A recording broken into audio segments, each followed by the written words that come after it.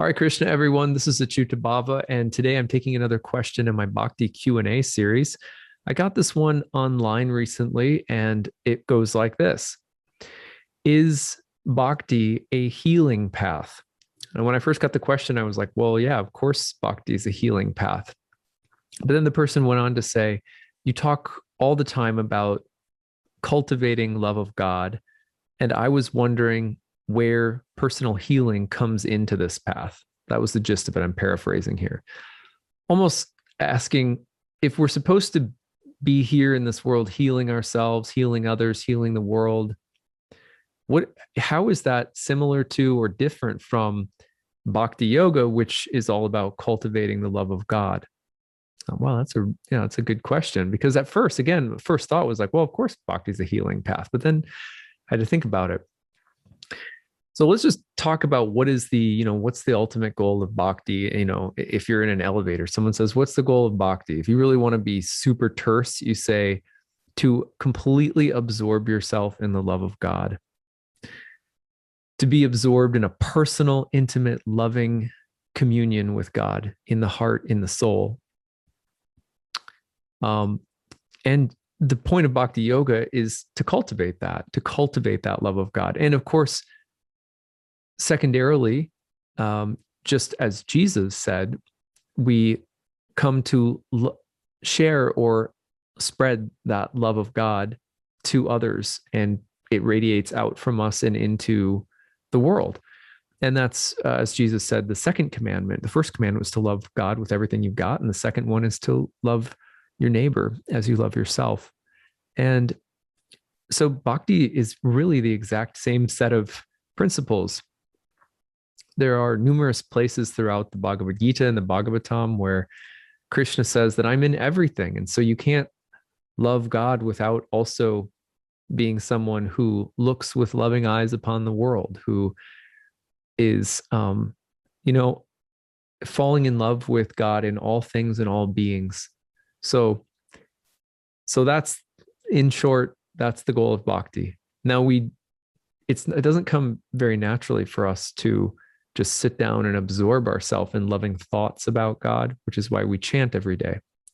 Chanting every day, like singing every day, kirtan, that's another huge part of Bhakti Yoga, kirtan and mantra meditation. Why are we doing these things? Well, they're forms of worship, meditative worship. They're a way of focusing the mind, learning on a certain level, learning better mental, spiritual, emotional control over impulses that may not serve us or that don't bring us closer to God. But really, the point is to actually absorb ourselves in even just the tiniest little feelings of love of God, to receive those feelings, to give those feelings, to share in those feelings. So that, and as someone who's chanted every day for, a number of years now, I can tell you that that's my favorite part about chanting. I don't get there very often. I don't have, it doesn't come naturally for my heart to just spring out of itself and feel loving thoughts and tenderness for God, for the divine being that is the source of all things, right? That's, it sometimes runs contrary to my thoughts and feelings, which mostly have to do with like really immediate, mundane circumstances and things that are mostly self-interested. But once I get into a real groove, when I'm meditating in mantra meditation or when I'm singing kirtan, especially kirtan, that really does it for me. But when I get into a groove and all of a sudden I just find myself going like, I don't know, I don't know anything. I'm sort of powerless. All I can do is just sort of find that hallelujah, just, and you drop into it. And in that space, there's no need for answers. I don't have a purpose that I came here for. There's nothing that I need to do or master. There's nothing to become. There's just this sweetness at the core of everything. It's a part of this being. In our Bhakti tradition, this is Krishna.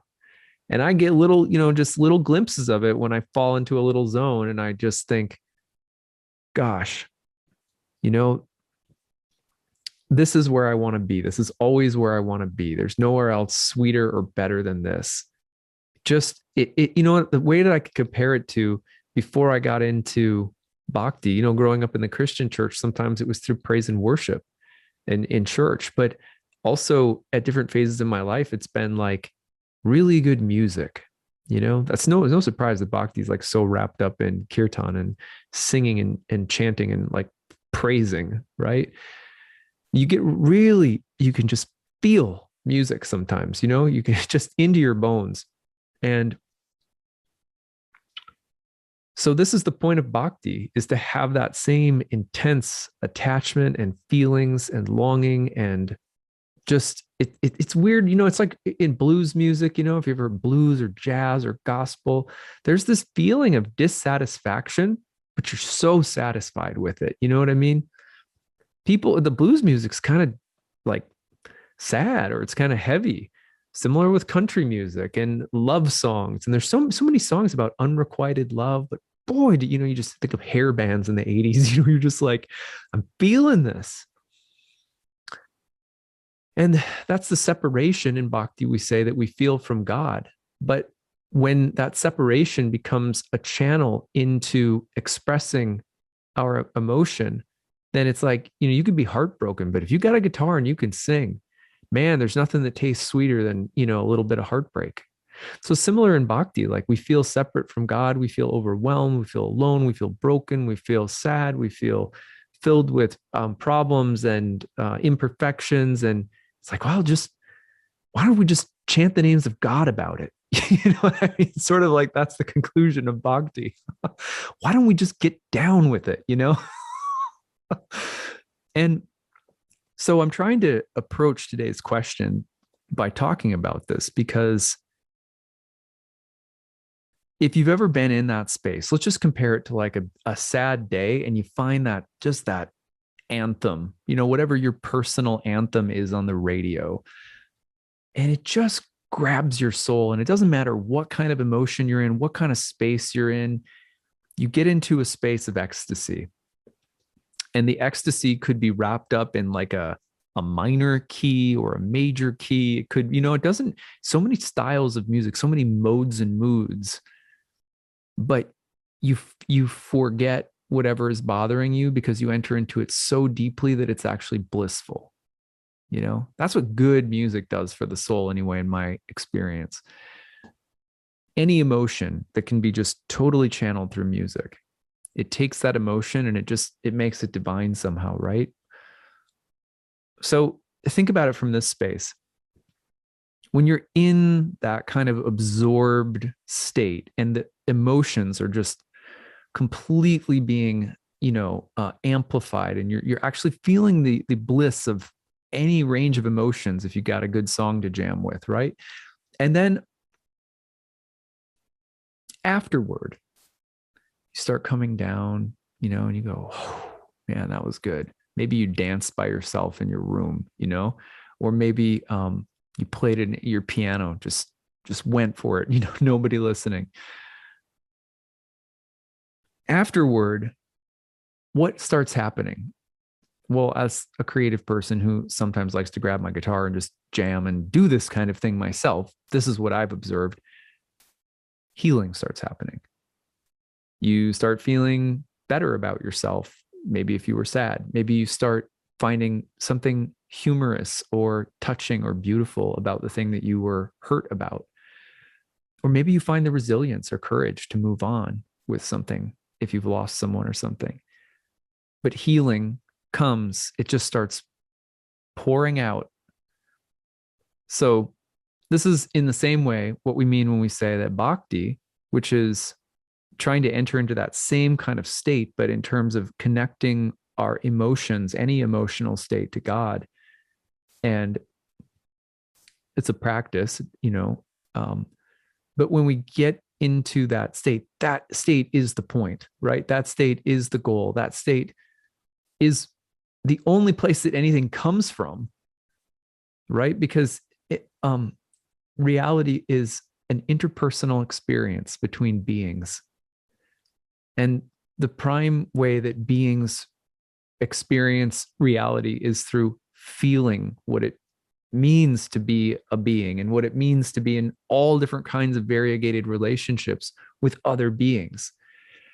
And man, some of those experiences, the emotions are super difficult or super blissful, but all that, the full range of emotions, that's actually the variegatedness of experience itself as a feeling between beings. That's bhakti, ultimately understood as God and all of God's aspects in us as beings who are both God and not God at the same time, like a spark is to the fire. So God makes all of us beings and all of these experiences and all of these rasas and moods and flavors and different emotions so that we can experience so unlimited different kinds of bliss. But in order to make those experiences blissful, we have to enter into them from the standpoint of understanding that they are God and that we're here to worship and enjoy and just hurl our heart and soul into them and pray that God reciprocate. God, just please give me that song in my soul, So what's so cool is that the byproduct of bhakti, when we come back to our linear lives where we feel like mess ups or whatever, is healing. But healing isn't the goal. Bhakti is the goal. The actual taste and experience of the diversity of God and the flavors of God and the moods and emotions of connecting with God in all different ways and all different beings and all different experiences. So that's the point. That's why we say the point of bhakti is to love God. The byproduct of that is healing. If we put it the other way around, it's problematic, because if you try to make the point of bhakti, well, or any spiritual path, if you say, well, I'm going to heal myself, or I'm going to master my mind, or I'm going to control my impulses, or then the goal, we say in the bhakti scriptures, that you're actually trying to become God.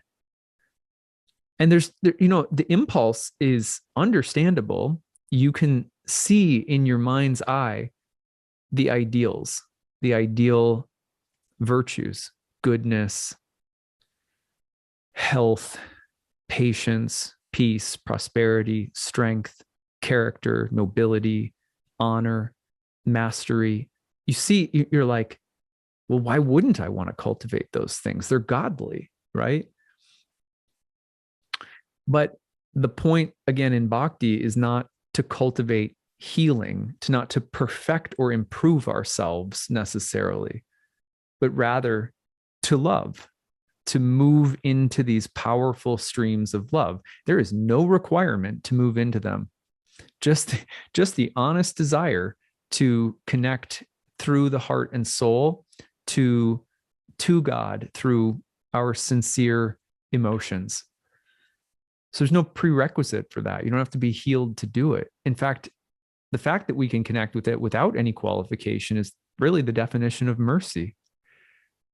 And grace, right? So we can just, and you can just, it's just the same way that you can be going down the highway having the worst day and that song comes on and you're just like, that's it. I'm fully diving into the song.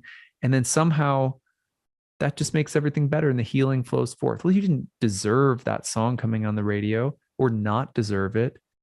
It just came on the radio. Bhakti is its own source.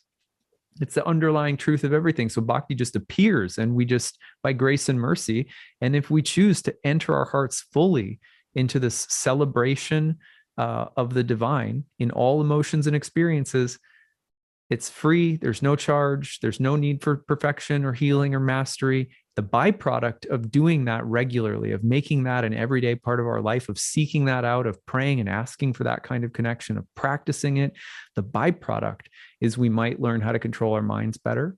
We might learn how to take better care of our bodies while we're in this particular body. We might feel healed. We might see healing in the world or the people or communities around us. We may find ways of being of use and service, right? Those are the byproducts, but they're byproducts. They're not the goal itself. So that's the distinction as far as I've understood it. I hope that this was useful.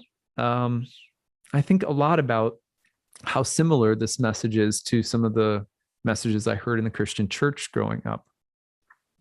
Goes back to the same basic two teachings. If you just love God with everything you've got, your heart, soul, mind, body, strength, throw your whole self into it, this communion with God is not a communion on your knees in veneration of an old man in the sky. It's we have to be, to do bhakti, we have to be daring enough to celebrate and see God in all experiences and all emotions, and then cry out to God and sort of worship God regularly. We can, and there's so many different ways of doing so. Sometimes it's very peaceful and quiet and delicate, like a mother gently rocking a child, or sometimes it's like a friend. We can feel the presence of God in different things, and we laugh. We feel like God's a companion that's like with us. And sometimes it's a soul concert, and we go into it like lovers. So, but that's the point. And these relationships they bring forth healing. It's the byproduct. So I hope that again, I hope that this helps. I could just get lost in talking about these things. In Bhakti Yoga, we call this Krishna Katha, which means basically just talking about Krishna, talking about all of this stuff is actually supposed to generate within us the very emotional experiences that we're talking about. So if you sit around and talk with people about bhakti, it should sort of be like turning on the radio and hearing that song, hearing a jam that takes you there, spiritually speaking. Not that I take you there, but that talk of Krishna coming through, that the very philosophy of bhakti is like a song on the radio that you can just totally connect with in the heart. Although I will say personally that for as good as I am at talking about philosophy, because I love that kind of stuff, I find that it's a lot harder to just sit down and chant or sing. And that's what I work on every day, because the philosophy comes easy, but if you really want sweetness in your life every day, you really want to taste the philosophy of bhakti, chant every day, and have some kirtan on in your room or on your headphones, and listen to people talk about Krishna. Do all those three things every day. Listen to someone talk about Krishna, listen to kirtan about Krishna, and chant the names of Krishna in bhakti. Like, you'll be surprised at how often you suddenly start to, in the midst of whatever you're going through, that God jam comes on your radio. So anyway, I hope that this has been helpful on some level, and look forward to taking more of your questions. If you have them, feel free to email me with questions anytime. info@nightlightastrology.com. Put Bhakti Q&A in the subject line. All right, take it easy, everyone. Hare Krishna.